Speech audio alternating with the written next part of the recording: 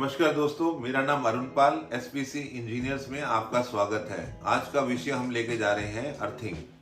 ये अर्थिंग जो होती है, हम किसी भी टर्मिनल को एज पर IS 3043 हम अर्थ करते हैं, उसमें स्पेसिफिकेशन लिखते हैं कि अर्थ कैसे होना चाहिए।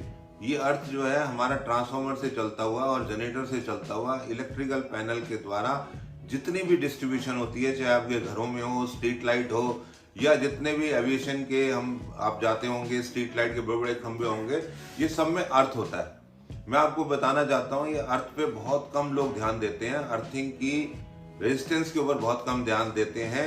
अर्थिंग की जो वायर्स लगाते हैं वो सब स्टैंडर्ड लगाते हैं। इसकी ज्यादा विषय गंभीर तब हो जाता है जब बारिश हो रही होती है। बारिश में आपने देखा होगा पूरा शहर पानी से डूब जाता है, आपके बिजली के खंभे भी पानी में लगे होते हैं। तो उसमें क्या होता है कि करंट जो होता है वो फ्लो हो रहा होता है और पानी में भी फ्लो हो रहा होता है। मैं आपको बताना चाहता हूँ, पिछले साल मेरे दोस्त दीपक शर्मा के बेटे की मरमम इसी वजह से बेचारे की जान चले गई। वो करीब 27 साल का था। जिन बच्चों की जान चली जाती है उनके माँ बाप के लिए जीवन भर ये रहता है कि वो बेचारा बच्चा उनसे चला गया। किसकी गलती से? हमारी सरकार की हुई गलती से, हमारे उन इंजीनियर या कॉरपोरेशन में जो लोग काम कर रहे हैं उनकी गलती से। अभी फिलहाल जब 4 दिन पहले बारिश आई थी, गुड़गांव में भी एक टेनिस प्लेयर की बेचारे की जान चलेगी।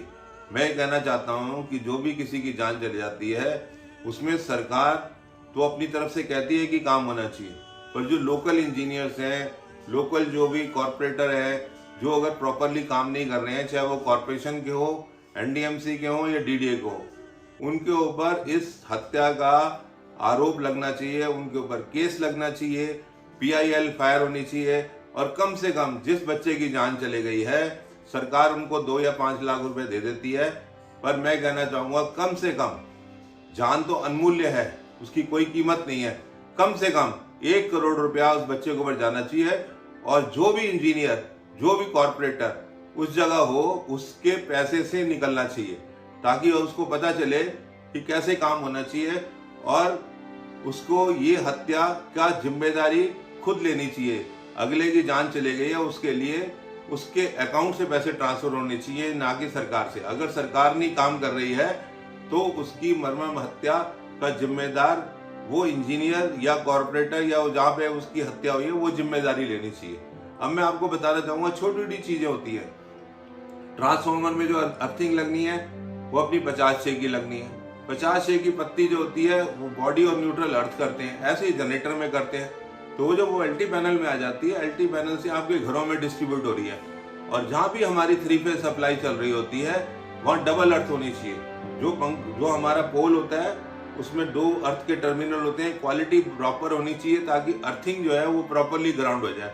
अगर वो ग्राउंड नहीं होगी, अर्थ नहीं टूटा हुआ होगा, तो आपको जो भी हाथ लगाओगे पानी में, आपने देखा होगा कितने हादसे होते हैं, बंदा इलेक्ट्रोक्यूटेड हो जाता है, क्योंकि वो इजियर पाथ है, क्योंकि हमारी ह्यूमन बॉडी छोटी है और जल्दी ग्राउंड हो जाती है। अदरवाइज अगर अर्थिंग प्रॉपरली लगी होगी तो पानी में अगर करंट होगा भी तो अर्थ चले जाएगा।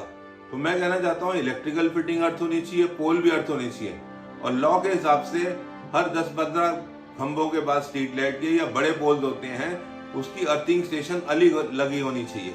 तो मैं ये लोगों से गुजारिश करता हूँ आज के विषय पे कि कहीं भी किसी की जान अगर जाती है तो हम खुद जिम्मेदार हैं, सरकार जिम्मेदार नहीं है।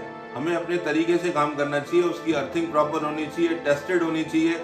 ये विषय इतना गंभीर है कि किसी बच्चे की अगर हमारी वजह से जान जाती है और वो बच्चे के घर में मातम छा जाता है, उसका जिम्मेदार हम खुद हैं।